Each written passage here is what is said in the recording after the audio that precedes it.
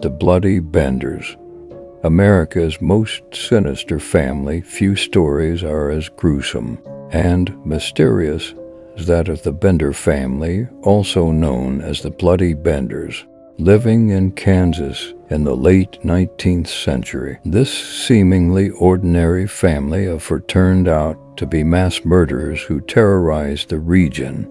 Their crimes, disappearance, and the legend that surrounds them continue to captivate the imagination of those intrigued by the darker side of the Old West.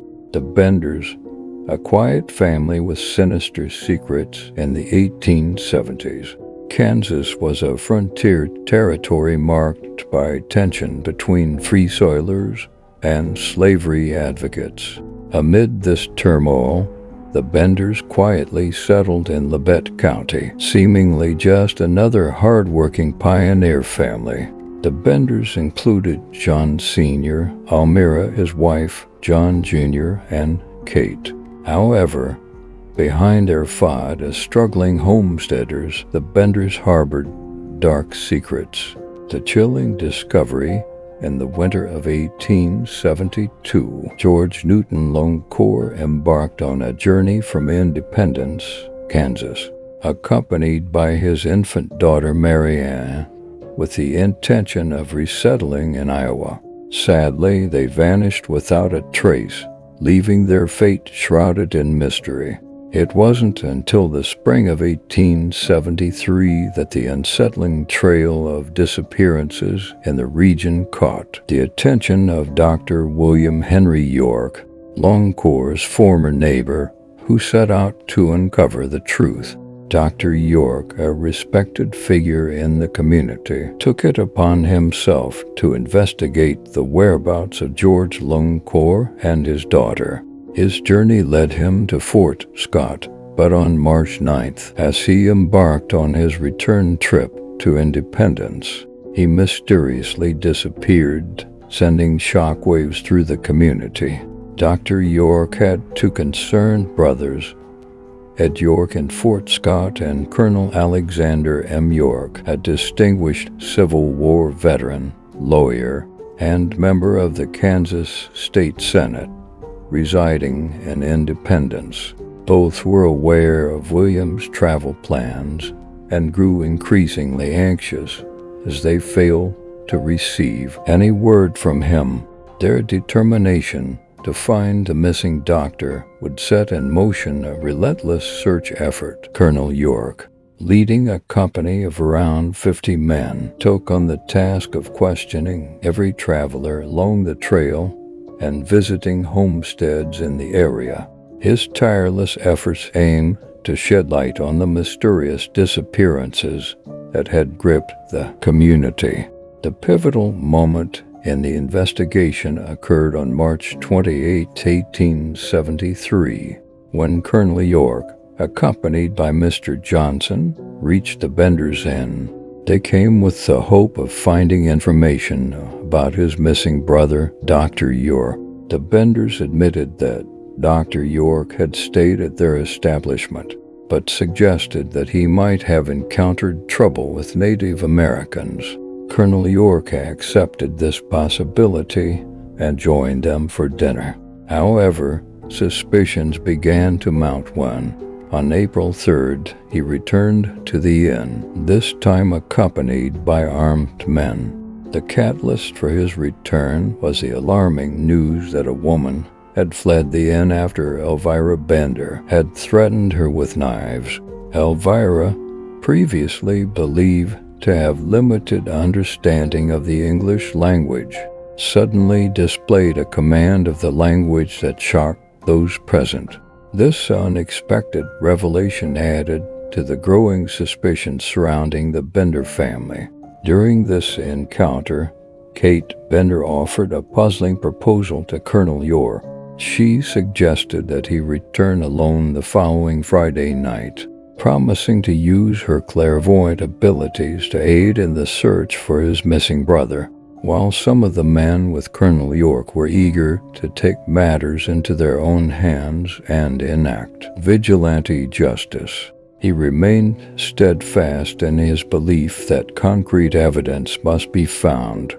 Around the same time, neighboring communities began casting suspicions on the Osage community, attributing the disappearances to them.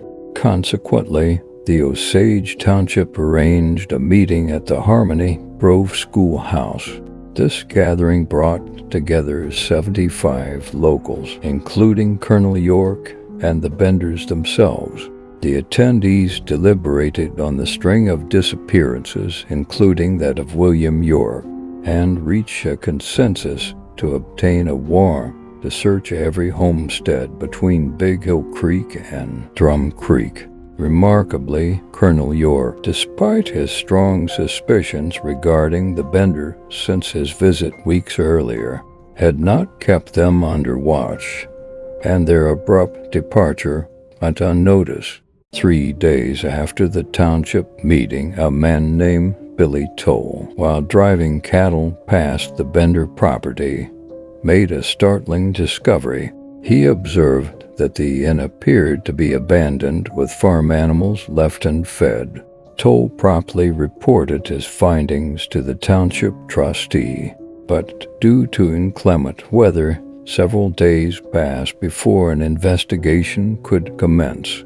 Finally, the trustee called for volunteers, and hundreds responded to form a search party, including Colonel York. When they arrived at the inn, they encountered an eerie scene.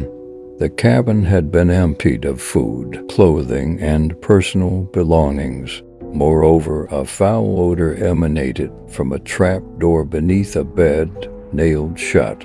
Upon opening this trap door, the search party discovered clotted blood on the floor of the subterranean room, measuring 6 feet deep and 7 feet square at the top, tapering to 3 feet square at the bottom. Determined to unravel the mystery, they broke up the stone slab floor, but no bodies were found, only blood-soaked soil. Their persistence led them to physically lift the cabin and shift it aside, but the macabre secret still eluded them.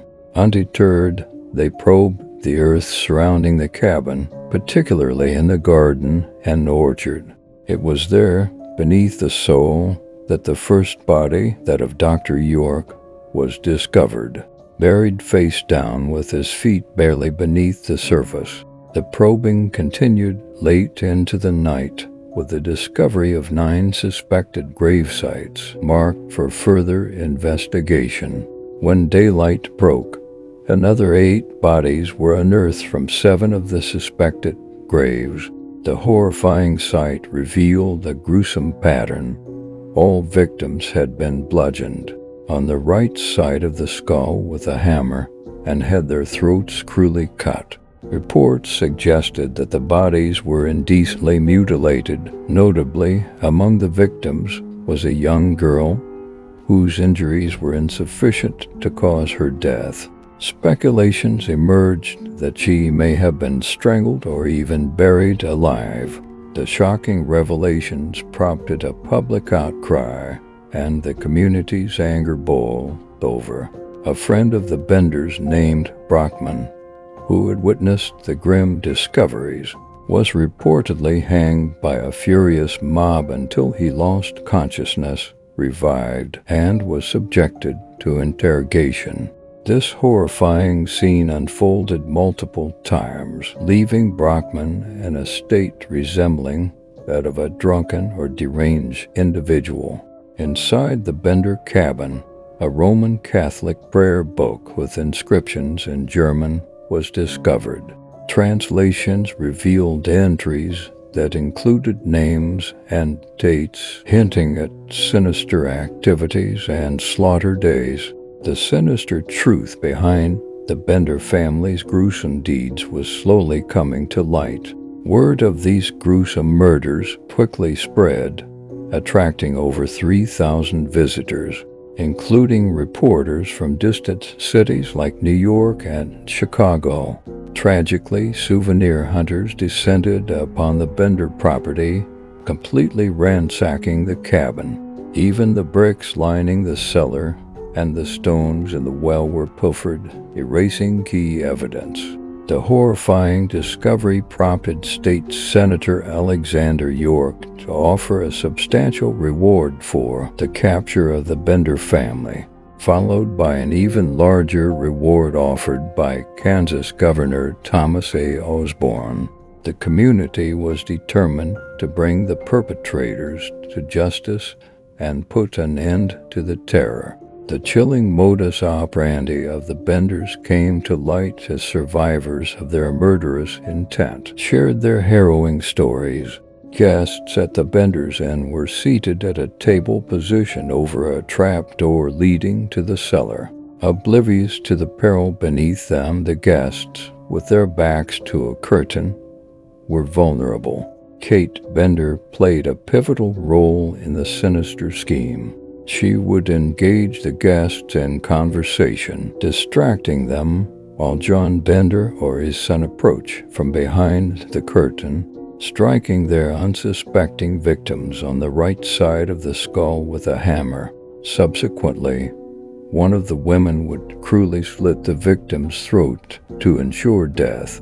Once life had been extinguished, the lifeless body was unceremoniously dropped through the trap door into the dark abyss below. The grim cellar would then become the final resting place for the victims, stripped of their possessions and later buried somewhere on the property. The Benders' escape and mysterious fate with their crimes discovered, the Benders fled the area, leaving their homestead behind. Various accounts and rumors surround their subsequent fate. Some claim they were captured and killed by vigilantes, while others believe they escaped and assume new identities. To this day, the true fate of the Benders remains one of the Old West's greatest mysteries. The legend lives on. The Bender family's story is not only one of crime, but also of enduring legend. Rumors persisted that Kate returned to the haunted Bender property, where the souls of their victims were said to wander. The property became the subject of ghost stories and local lore. Conclusion: the tale of the bloody Benders serves as a dark reminder of the violence and lawlessness that plagued the American frontier. The family's gruesome crimes and enigmatic disappearance continue to captivate the imagination, leaving us with unanswered questions about their ultimate fate. Whether it's the stuff of legend or historical fact, the story of the Bender family remains a chilling and enduring chapter in the history of the American West. Make the Play ICT is a platform dedicated to empowering hip-hop artists, entrepreneurs, and hustlers in Wichita, Kansas. Our mission is to champion the spirit of independence and provide valuable insights, resources, and success stories to inspire and educate our audience. Join us as we navigate the path to success and empower individuals to sign their own destiny. World.